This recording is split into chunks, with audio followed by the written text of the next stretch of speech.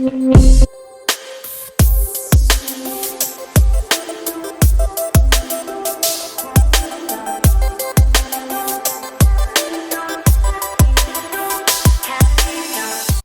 minasan, kembali lagi di Mainichi Nihongo.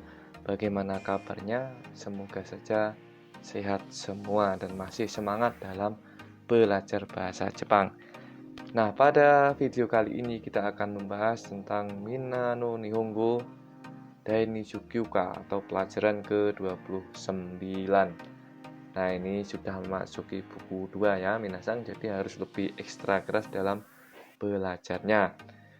Dan tak lupa sebelum kita lanjut belajar, jangan lupa untuk dukung kami dengan cara share, like video kami, dan subscribe channel kami Mainichi Nihongo. Semoga bisa memberikan manfaat kepada minasang semua yang sedang belajar bahasa Jepang. Langsung kita ke pola yang pertama. Nah, di sini ada kata kerja intransitif teimas, jidoshi bentuk teimas. Jadi bagi minasang yang belum paham, silahkan cek video sebelum ini agar mengetahui mana yang kata kerja transitif dan mana kata kerja intransitif. Bisa juga download tentang daftar kata kerjanya di kolom deskripsi pada video sebelum ini. Nah, lanjut kembali ke pola yang sekarang, itu kata kerja intransitif jidoshi teimas. Nah, kalau dulu kita pernah belajar bentuk teimas yang berarti sedang, kebiasaan, ataupun kegiatan yang terus-menerus seperti itu ya. Nah, di sini bukan itu lagi karena di sini membahas tentang yang lain. Nah, bentuk teimas di sini untuk menyatakan keadaan dari kejadian yang berlangsung, keadaan sebuah bendanya dari kejadian yang berlangsung.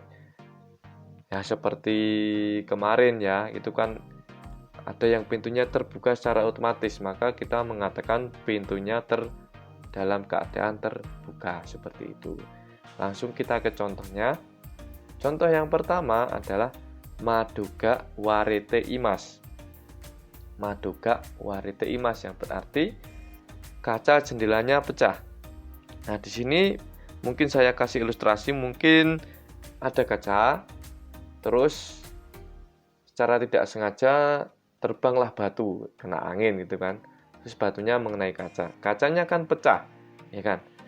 Nah, ketika dalam kondisi itu kita ingin menyatakan, oh ini loh kacanya itu keadaannya pecah, maka digunakan madoga warite imas, jidoshi ya, jidoshi te imas, seperti itu kan, maka madoga warite imas. Nah, contoh yang kedua adalah denki ga suite imas. Denki ga suite imas yang berarti listriknya menyala.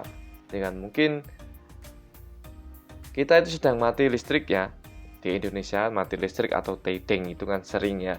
Nah, di sana kita sedang menunggu, oh tahu-tahu hidup lagi. Di situ kan kita tidak menyalakan saklar, tetapi secara otomatis itu sudah hidup. Maka dalam kondisi itu kita menyatakan, oh listriknya menyala, dalam keadaan menyala, maka denki ga suite imas, seperti itu.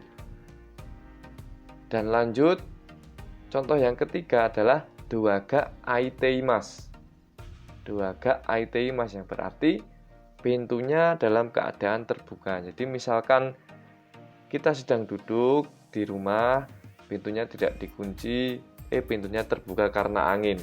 Di situ terjadi yang namanya jidoshi. Nah, ketika kita menyatakan keadaan itu pintu yang terbuka tadi, maka digunakan jidoshi teimas, ya kan? Doa ga aite imas, pintunya itu dalam keadaan terbuka. Nah, seperti itu. Jadi, bentuk teimas di sini adalah menyatakan suatu keadaan ya dari sebuah kejadian yang pastinya ya, seperti itu.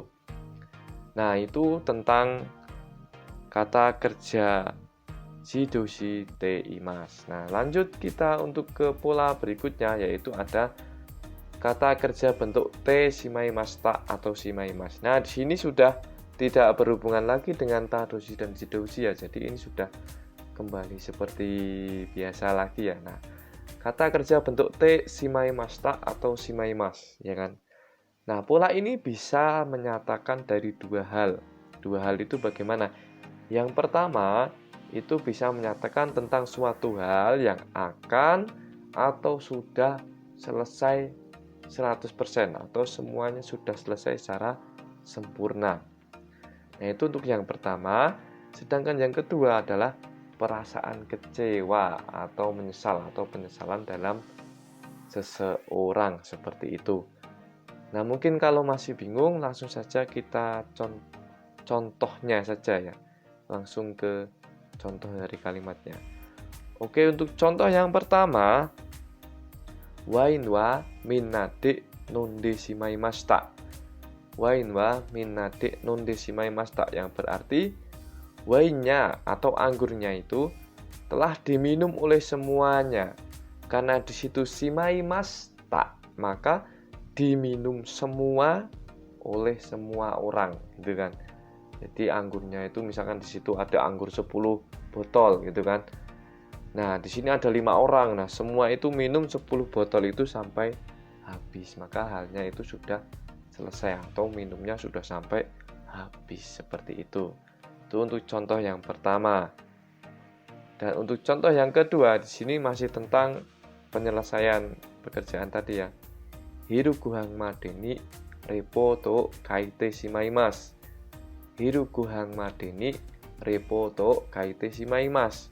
Yang berarti sampai dengan makan siang, saya atau seseorang yang melakukan pekerjaan itu akan menyelesaikan menulis laporan. Jadi dia itu akan menyelesaikan menulis laporan sampai sempurna, sampai selesai semuanya, selambat-lambatnya sampai dengan makan siang.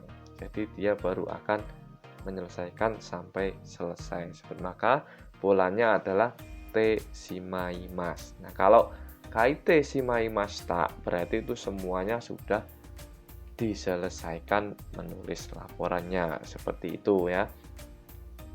Dan untuk contoh yang ketiga, pasupoto nakushite shimaimashita. Nah, di sini bukan menyelesaikan pekerjaan atau akan menyelesaikan, tapi di sini ada rasa penyesalan atau kecewa karena dari kalimatnya adalah pasupoto nakushite shimaimashita. Kehilangan paspor. Maka atau saya kehilangan paspor. Nah, di situ kan pasti saya kecewa dong. Saya menyesal, kenapa kok bisa hilang, seperti itu. Kenapa kok bisa hilang ya? Tadi padahal udah saya siapkan dengan sempurna, gitu kan. Misalkan Minasang mau pergi ke Jepang, itu kan sudah sampai bandara.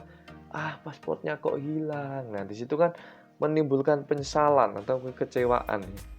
Nah, di situ digunakan pola te shimaimashita. Nah, itulah tadi penjelasan tentang te imas dan te shimaimasu atau shimaimashita. Nah, saya harapkan semoga Minasang paham dengan penjelasan yang singkat ini. Dan video ini berakhir sampai di sini. Jika kalian rasa channel ini bermanfaat, silakan share, like, dan dukung kami, subscribe channel kami, Mainichi Nihongo. Dan akhir kata, arigatou gozaimasu.